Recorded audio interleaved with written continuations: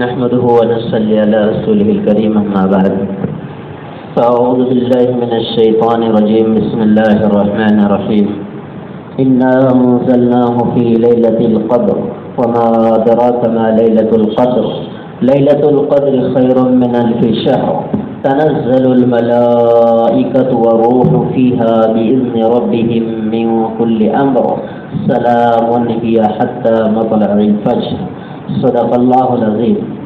بزرگان محترم، ہم لوگ ایک مبارک مہینے میں چل رہے ہیں اور اس مبارک مہینے کا ایک بڑا حصہ گزر گیا۔ ہم لوگ ایک آخری حصے میں داخل ہو رہے ہیں جن کو 3 عشروں میں تقسیم کرتے ہیں۔ پہلا عشرہ، اس کے بعد دوسرا عشرہ، اس کے بعد تیسرا عشرہ، اور ہم تیسرے عشرے میں آج شام کو داخل ہو جائیں گے انشاءاللہ۔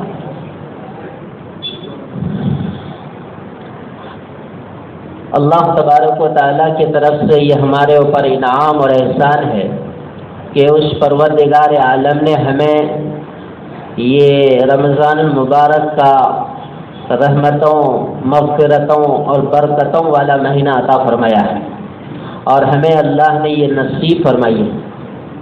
پچھلے کتنے سالوں میں ہمارے ساتھ کتنے ساتھی موجود تھے، آج وہ ہمارے درمیان نہیں ہے، پھر آئندہ اس مجلس میں کون رہیں گے کون نہیں رہیں گے کسی کو معلوم نہیں، تو جو ہے ان کے لیے غنیمت ہے، ان کے اوپر اللہ کا فضل ہے، احسان ہے کہ وہ کچھ کر لینے کا ان کو کوئی موقع مل گیا ہے۔ ہم لوگ چونکہ رمضان المبارک کے مہینے میں ہے اور ازی قبل کئی جمعوں میں اس کے فضائل اور مسائل کے تعلق سے بھی باتیں بڑی تفصیل کے ساتھ عرض کر دی گئی ہیں۔ ابھی چونکہ موقع ہے اعتکاف کا، تو اس عنوان پر تھوڑی دیر بات کرتے ہیں، اعتکاف کے عنوان پر۔ اور یہ اعتکاف بھی ایک مسنون طریقہ ہے۔ نبی پاک علیہ الصلاۃ والتسلیم نے باضابطہ اعتکاف بذات خود بنفس نفیس کیا ہے، آپ نے اعتکاف فرمایا ہے۔ اور اعتکاف کرنے کا مقصد کیا ہے؟ اس کا مقصد یہ ہے کہ ایک رات ہے اس کو تلاش کرنا ہے، یہ اعتکاف کا مقصد ہے۔ اور شرعی اعتبار سے اعتکاف کا ایک دوسرا پس منظر یہ بھی ہے کہ پورے محلے میں اگر ایک مسجد ہے تو اس مسجد میں کوئی ایک آدمی اعتکاف میں ضرور بیٹھے تاکہ پورے محلے والے کی طرف سے فرض کفایہ ادا ہو سکے۔ تو یہ بھی ایک اہم مقصد ہے، پورے محلے والوں کی طرف سے ایک آدمی اللہ کے گھر میں اللہ سے تعلق اور نسبت جوڑ کر بیٹھتے ہیں، اور پھر وہ پورے محلے والوں کے لیے وہ دعائیں مانگتے ہیں، ان کی عافیت مانگتے ہیں، خیر و برکت مانگتے ہیں، اور آفات اور بلیات سے تحفظ مانگتے ہیں۔ بہرحال ایک آدمی اعتکاف میں اس نیت سے بیٹھتا ہے یا بٹھایا جاتا ہے، مگر اس کا اصل مقصد نبی پاک علیہ الصلاۃ والتسلیم نے شب قدر کی تلاش بتلایا ہے۔ اور یہ شب قدر کیا ہے؟ آج کے عربی خطبے میں بھی اس کا تذکرہ آیا، اور میں نے بھی جو سورت تلاوت کی ہے جو ہم میں سے اکثر بلکہ سب لوگوں کو یاد ہے، انا انزلناہ فی لیلۃ القدر، قرآن کو اللہ نے لیلۃ القدر میں اتارا۔ وما ادراک ما لیلۃ القدر، معلوم ہے لیلۃ القدر کیا ہے؟ لیلۃ القدر خیر من الف شہر، کتنے مہینوں سے افضل ہے؟ الف شہر، الف من ہزار، شہر من مہینہ، 1000 مہینوں سے بھی یہ رات افضل ہے، بہتر ہے، برابر نہیں بلکہ اس سے بھی 1000 مہینوں سے بھی بہتر ہے۔ اللہ نے یہ نہیں فرمایا 1000 راتوں سے بہتر ہے، اللہ نے یہ نہیں فرمایا 1000 راتوں دن سے بہتر ہے، 1000 مہینوں سے بہتر ہے۔ اس سے اندازہ ہوتا ہے کہ جس کو یہ رات مل جائے اس کو خیر کثیر مل جائے گا۔ لیلۃ القدر خیر من الف شہر، اس مہینے کی اور اس رات کی فضیلت بھی اللہ نے اگلی آیت میں بیان کی، تنزل الملائکۃ والروح فیہا باذن ربہم، اللہ کے حکموں کو لے کر فرشتے اور جبریل علیہ السلام باضابطہ اترتے ہیں، باضابطہ اترتے ہیں اس رات کو، یعنی جو ہی مغرب ہو جاتی ہے، سورج غروب ہو جاتا ہے، فرشتے اور جبریل علیہ السلام کی عمارت اور سرگردگی میں تمام فرشتے یا جتنے مقدر اللہ پاک فرماتا ہے جن کی ڈیوٹی لگاتا ہے اتنے فرشتے اتر جاتے ہیں، اور اتر کر وہ فرشتے ان کے لیے دعائیں کرتے ہیں۔ کب تک دعا کرتے ہیں؟ ہی حتی مطلع الفجر، طلوع فجر تک دعا کرتے ہیں، طلوع شمس تک نہیں، طلوع شمس کا معنی ہے سورج نکلنے تک، اور طلوع فجر کا مطلب یہ ہے کہ جب ہم لوگ سحری اینڈ کرتے ہیں اور اذان دیتے ہیں ٹائم پر، اس کو کہتے ہیں طلوع فجر۔ ہی حتی مطلع الفجر، فجر کے طلوع ہونے تک اللہ تبارک و تعالیٰ کی طرف سے یہ فرشتے مامور رہتے ہیں۔ بڑی حقیقت ہے اس صورت میں، قرآن کا نزول اس رات میں، اس رات کی فضیلت یہ ہے کہ 1000 مہینوں سے افضل، اس رات کی فضیلت یہ ہے کہ فرشتے جبریل علیہ السلام کے ساتھ اترتے ہیں اور فرشتے دعائیں کرتے رہتے ہیں طلوع فجر تک۔ فضائل بیان کرنے کے لیے اور اس رات کی اہمیت بیان کرنے کے لیے یہ صورت بہت ہے، آدمی اگر سمجھ جائے تو بہت ہے، اور اگر نہ سمجھے تو اس طرح کی اور 10 20 50 صورتیں بھی ناکافی ہے نصیحت کے لیے۔ تو نبی پاک علیہ الصلوۃ والسلام نے بھی باضابطہ اس رات کے متعلق بات ارشاد فرمائی۔ بخاری شریف اور مسلم شریف کی حدیث ہے، حضرت ابو ہریرہ رضی اللہ تعالیٰ عنہ سے مروی ہے، نبی پاک علیہ السلام فرماتے ہیں من قام لیلۃ القدر ایمانا و احتسابا غفر له ما تقدم من ذنبه۔ یہ حدیث خطبے میں بھی آئی مگر اوپر سے گئی سر کے، ابھی ہم نیچے سے لاتے ہیں تاکہ ہم سمجھ جائیں، اور ان احادیث کے بیان کرنے اور پیش کرنے کا مقصد بزرگوں یہی ہوتا ہے کہ بات سمجھ میں آ جائے۔ سمجھ میں بات اگر آ گئی تو آدمی عمل پہ کھڑا ہو جائے گا، سمجھ میں اگر نہیں آئی بات تو عمل پہ کھڑا ہونا مشکل ہے، سمجھنا ضروری ہے۔ ایک آدمی اپنے پارٹنر کے ساتھ آفس میں بات کرتا ہے، ادھر تو 5 لگا میں 5 لگاتا ہوں، پھر اس کا پروفٹ کیا ہوگا، مطلب ایسا ہوگا ایسا ہوگا ایسا ہوگا، ہاں بات میرے سمجھ میں آ گئی، چلیے ڈن۔ بات سمجھ میں آ گئی تو فائنل، نہیں سمجھ میں آئی تو کیا کہتے ہیں، بھائی تیری بات میں سمجھ سے باہر ہے، آپ کسی اور کو دیکھ لو، میرے لیے مشکل ہے۔ سمجھ میں نہیں آئی تو مشکل، اور سمجھ میں آ گئی بات تو فائنل۔ اسی طرح دین و شریعت ہے، باتیں سمجھ میں آ جائیں گی تو فائنل، اور اگر سمجھ میں نہ آئی تو آدمی کھڑا نہیں ہو سکتا ہے عمل پہ۔ تو اللہ تبارک و تعالیٰ نے قرآن میں فضیلت بیان کر دی، یہ سب سے بڑی فضیلت ہے۔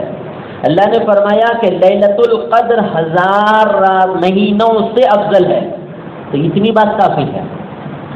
کاش ہم تلاش کرتے رہیں اور اس رات کو پالینے کی جستجو کریں تو ہمارے لیے خوب کافی ہے، 1000 مہینے، اللہ اکبر۔ تو نبی پاک علیہ السلام فرماتے ہیں کہ جس کو یہ رات مل جائے اور ایمان اور یقین کے ساتھ اس رات میں کوئی کھڑا رہا، تو اس کا مطلب یہ ہوا کہ یہ آخری عشرے میں آدمی تلاش کرے تو ہر رات اہتمام کے ساتھ عبادت کرے، غفلت کے ساتھ اور رسم و رواج کے طریقے سے نہیں، کس کے ساتھ، اہتمام کے ساتھ عبادت کرے، پوری رات کرے، آدھی کرے یا تھوڑی کرے، جتنی بھی کرے لیکن اہتمام سے کرے۔ حدیث کا لفظ ہے احتساباً، احتساب کا ترجمہ یہ ہے یقین کامل کے ساتھ آدمی محنت کرے۔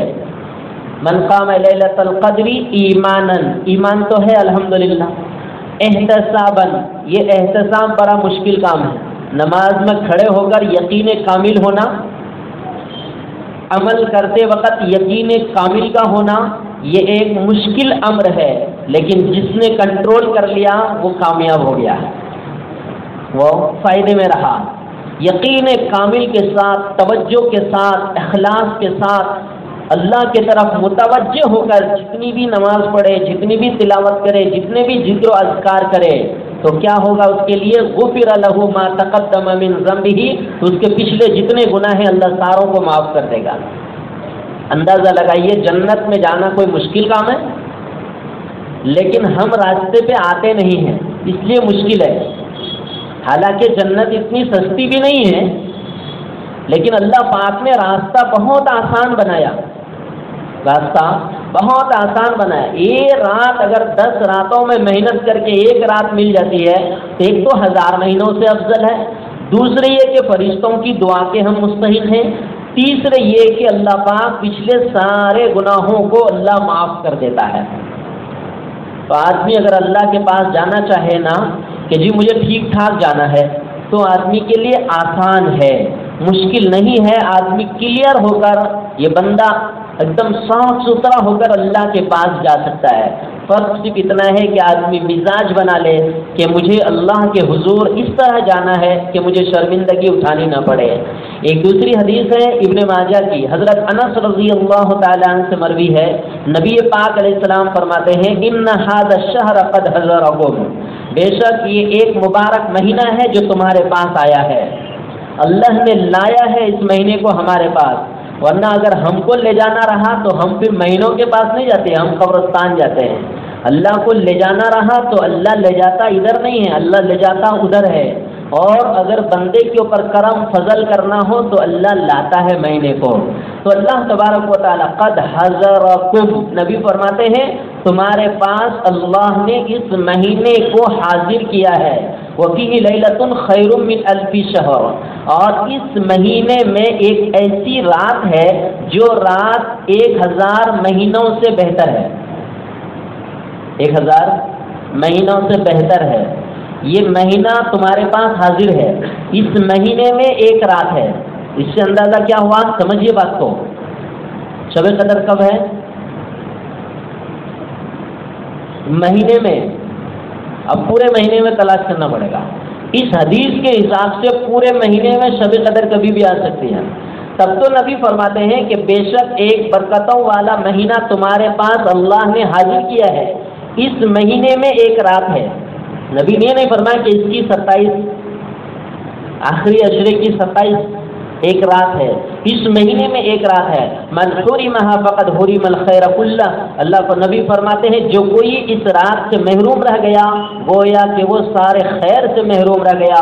ولا یحرم خیرھا الا المحروم، اور اس رات یا اس مہینے کے خیر سے وہی محروم رہتا ہے جو بد نصیب ہے، جو اپنے آپ کو ہٹا کے رکھتا ہے، اپنے آپ کو دور رکھتا ہے، وہی اس سے محروم رہ سکتا ہے، ورنہ جو تھوڑا بھی اپنے کو لگا دے گا وہ کسی نہ کسی درجے میں اس مہینے کو یا اس رات کے فضائل اور برکات کو پالے گا۔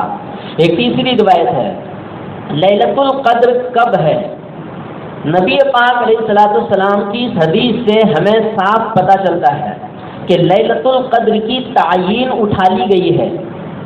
بخاری شریف کی حدیث ہے، حضرت عبادہ بن صامت رضی اللہ تعالیٰ عنہ کی روایت ہے، فرماتے ہیں خرج النبی صلی اللہ علیہ وسلم لیخبرنا بلیلۃ القدر، کہ نبی پاک علیہ الصلوۃ والسلام ہمارے پاس نکلے تاکہ ہمارے پاس آ کر لیلۃ القدر کی خبر دیں کہ جی فلاں رات کو لیلۃ القدر ہے، فلاں رات، اور وہ رات 1000 مہینوں سے بہتر ہے۔ یہ خبر دینے کے لیے نبی صلی اللہ علیہ وسلم ہمارے پاس نکلے تھے۔ فَتَلَاحَ رَجُلَانِ مِنَ الْمُسْلِمِينَ، تو ہمارے تک پہنچنے سے پہلے ہی 2 آدمی کے جھگڑے نبی نے دیکھ لیا۔ نبی نے دیکھا کہ 2 آدمی جھگڑا کر رہے ہیں۔ فَقَالَ خَرَجْتُ لِأُخْبِرَكُمْ بِلَيْلَةِ الْقَدْرِ، پھر نبی صلی اللہ علیہ وسلم اس جھگڑے سے کراس کر کے آگے گئے۔ جب ہمارے پاس نبی آئے تو کہنے لگے بھائی مسئلہ ہو گیا۔ لیکن کیا ہوا؟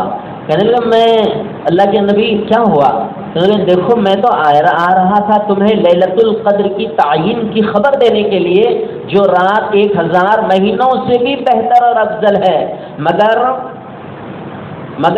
کیا ہوا؟ فتلاح فلان و فلان، فلاں اور فلاں راستے میں جھگڑا کر رہے تھے، فلاں اور فلاں جھگڑا، فرفعت، تو اللہ نے میرے ذہن و دماغ و دل سے اللہ نے اس کی تعیین اٹھا لی، فرفعت اٹھا لی، وعسى ان يكون خيرا لكم، کوئی بات نہیں، ہو سکتا ہے کہ اللہ کی طرف سے اس کی تعیین اٹھا لینا ہی تمہارے لیے خیر ہو، ورنہ میں تو آ رہا تھا، میں تو آ ہی رہا تھا۔ فَالْتَمِسُوهَا فِي التَّاسِعَةِ وَالسَّابِعَةِ وَالْخَامِسَةِ، لہذا اس کو 9 میں اور 7 میں اور 5 میں تلاش کرو۔ حدیث مکمل ہو گئی۔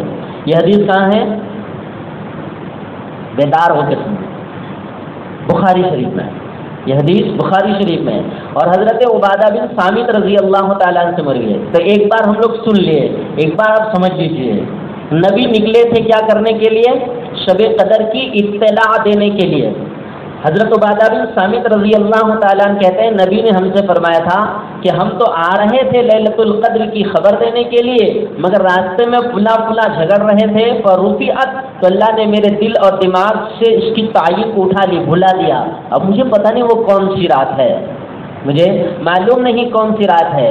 اب نبی فرماتے ہیں کہ بہتر ہے، امید ہے کہ اس کی تعین کا اٹھا لینا تمہارے لیے بہتر ہو، اسی میں خیر ہوگا، لہذا اس کو 9 میں اور 7 میں اور 5 میں تلاش کرو۔ یہ حدیث ہوئی۔ اب اس کا مطلب کیا ہے؟ ایک تو یہ ہے کہ اللہ تبارک و تعالیٰ نے اس کی تعین اٹھا لی مجموعی طور پر، فکس نہیں ہے۔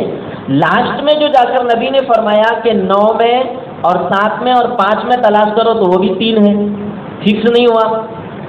اب 3 میں سے کون سی بھی ہو سکتی ہے، وہ بھی فکس نہیں ہوا۔ تیسری بات اس حدیث میں یہ ہے کہ لیلۃ القدر کی تعین اٹھانے کا سبب کیا بنا؟ 2 آدمی کے جھگڑے۔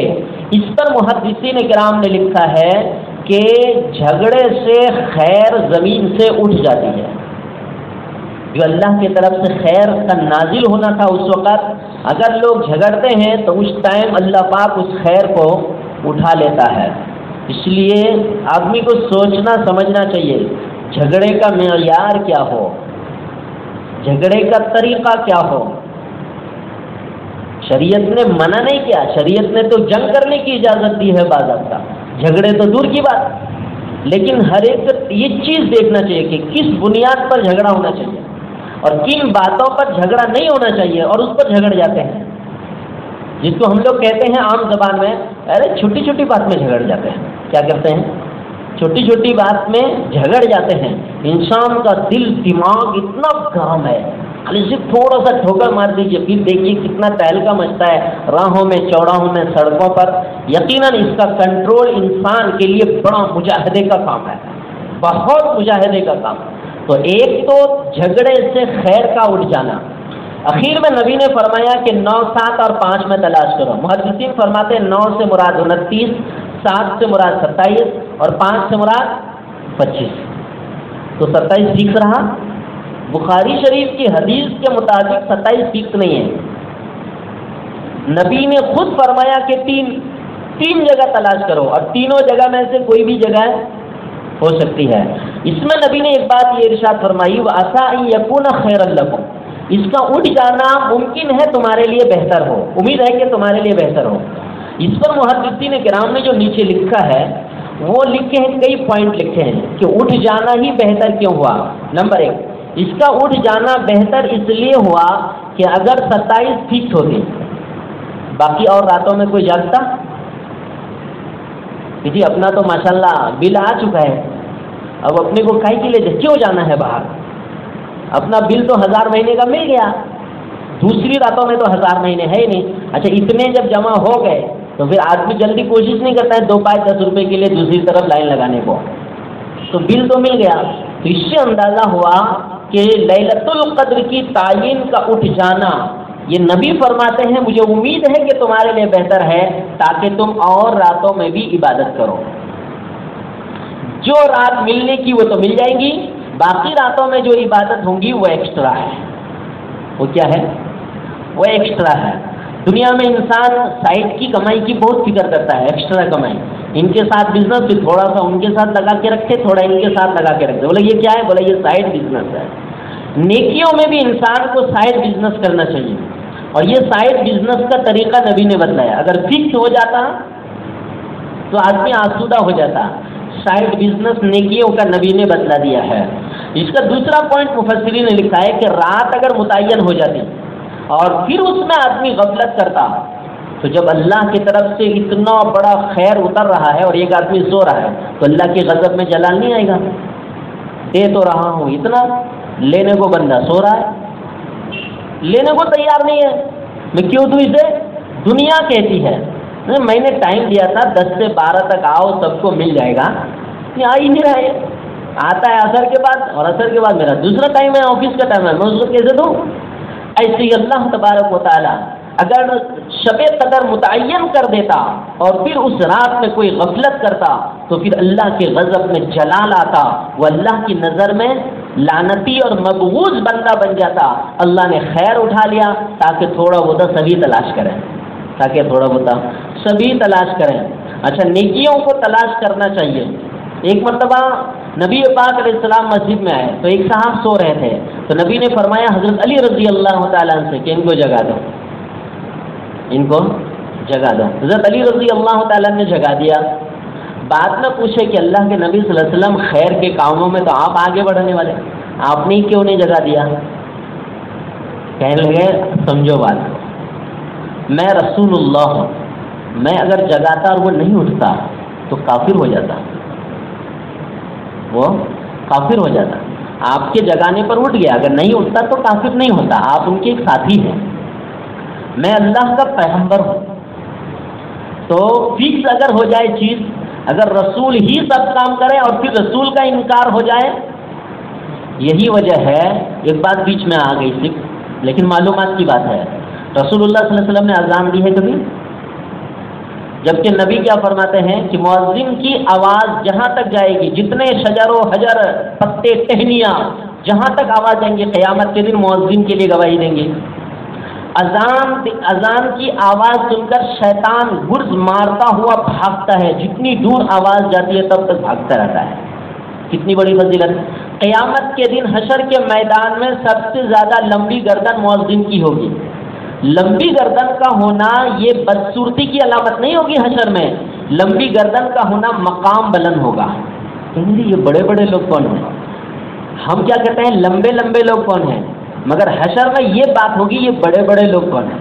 جس طرح ایک مجمع میں کوئی آتے ہیں تو سب لوگ کھڑے ہو جاتے ہیں، کہتے ہیں بہت بڑا آدمی آیا ہے، تو اسی طرح حشر میں مؤذنوں کو دیکھ کر لوگ کہیں گے یہ بڑا آدمی کون ہے، کیا ہائٹ ہے اور کیا نورانیت ہے، اللہ نے کیا دیا ہے ان کو، یہ ہے کون، اس کے پوشاک دیکھو، اس کے لباس دیکھو، زبردست آدمی ہے۔